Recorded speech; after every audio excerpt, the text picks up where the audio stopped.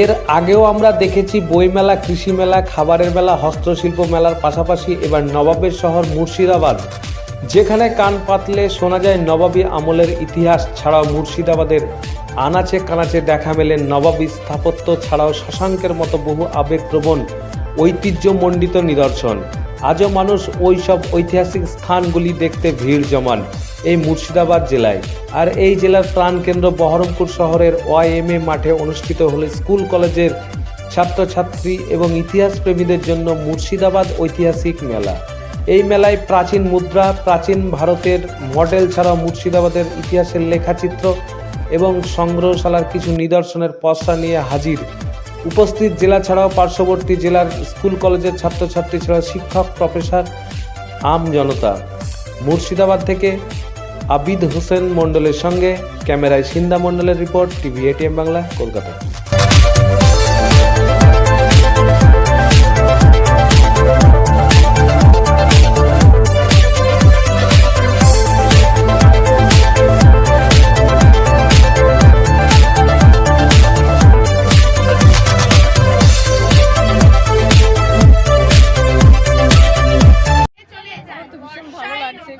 বাচ্চা ছেলেদের এই সমস্ত ইতিহাস বিষয়টা এখন অনেকের কাছেই মানে একটা আপত্তিকর বিষয় হয়ে উঠেছে। মানে বর্তমানে বিজ্ঞানের উন্নতির যুগে ইতিহাস তো বাচ্চারা একদম ভালোবাসে না, কিন্তু এই প্রাচীন ইতিহাস যে আমাদের কতটা গুরুত্বপূর্ণ আমাদের মানে জীবনে, সেটা আমাদের মানে এটা বোঝাচ্ছে। তো এই ইতিহাস উৎসবের এদের বিশেষ করে এই বাচ্চাদের প্রচেষ্টাটা আমার সব থেকে ভালো লাগলো। কোথা থেকে এসেছেন? আমি ইন্দ্রপ্রস্থ। আপনার নাম? মহাশ্বেতা চ্যাটার্জি। কি করেন? ঐতিহাসিক মুর্শিদাবাদ, এখানে কান পাতলে শোনা যায় নবাবী আমলের ইতিহাস। আর মুর্শিদাবাদের প্রাণকেন্দ্র বহরমপুর শহর, আর সেই শহরেই চলছে ইতিহাস মেলা। সেই সম্পর্কে আপনি টিভি এটিএম বাংলায় কি জানাচ্ছেন? প্রথম কথা, আঞ্চলিক ইতিহাস রক্ষায় মুর্শিদাবাদ এই ইতিহাস চর্চা কেন্দ্রের উদ্যোগ তো ভীষণ প্রশংসনীয়, কারণ আঞ্চলিক ইতিহাস না জানলে সর্বস্তরের ইতিহাসকে জানা যায় না। এখান থেকে ইতিহাসের বীজ বপন হয়। আর এ সম্পর্কে সাধারণ মানুষকে উৎসাহিত করে তোলা, বিশেষ করে ছাত্রছাত্রীদের উৎসাহ চোখে পড়ার মতো মডেলগুলো অসাধারণ হয়েছে। সাধারণের মধ্যে আমরা যথেষ্ট আগ্রহ দেখছি, তারা ঘুরে ঘুরে দেখছেন।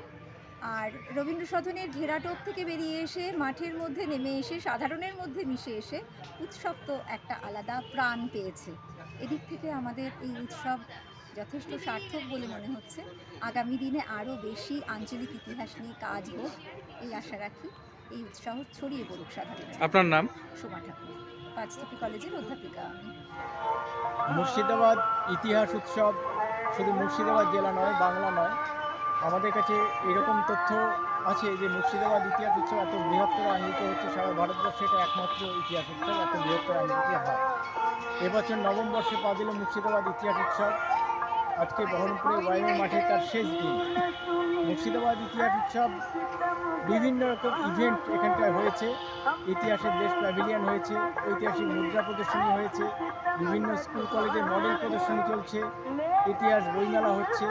এখানে archaeological survey of India stall দিয়েছে, পশ্চিমবঙ্গ হেরিটেজ কমিশন স্টল দিয়েছে, মুর্শিদাবাদ জেলা পর্যটন দপ্তর থেকে স্টল দেওয়া হয়েছে এবং বিভিন্ন কলেজগুলো পার্টিসিপেট করেছে স্টল দিয়ে। বিভিন্ন স্কুল কলেজের ইতিহাস থিমের উপর সাংস্কৃতিক অনুষ্ঠান অনুষ্ঠিত হয়েছে।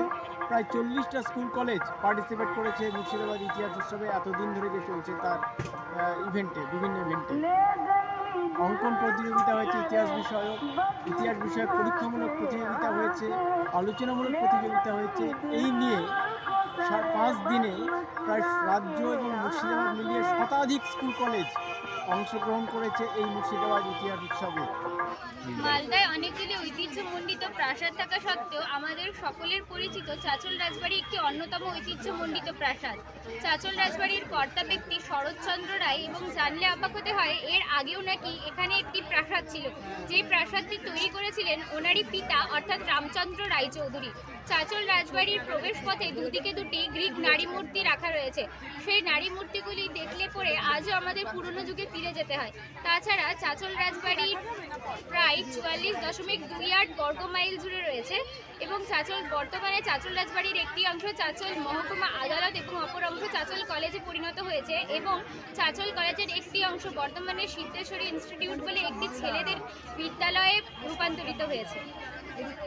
এবং জানলে অবাক হতে হয়, চাঁচল রাজবাড়ির পাশে রয়েছে আমাদের মনোকাচায় আবদ্ধ শিবরাম চক্রবর্তীর বাড়ি।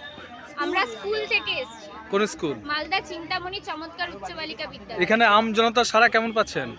এখানে খুবই ভালো পাচ্ছি। আপনার নাম? নীলাঞ্জনা দাস, কোন ক্লাসে পড়েন? 9।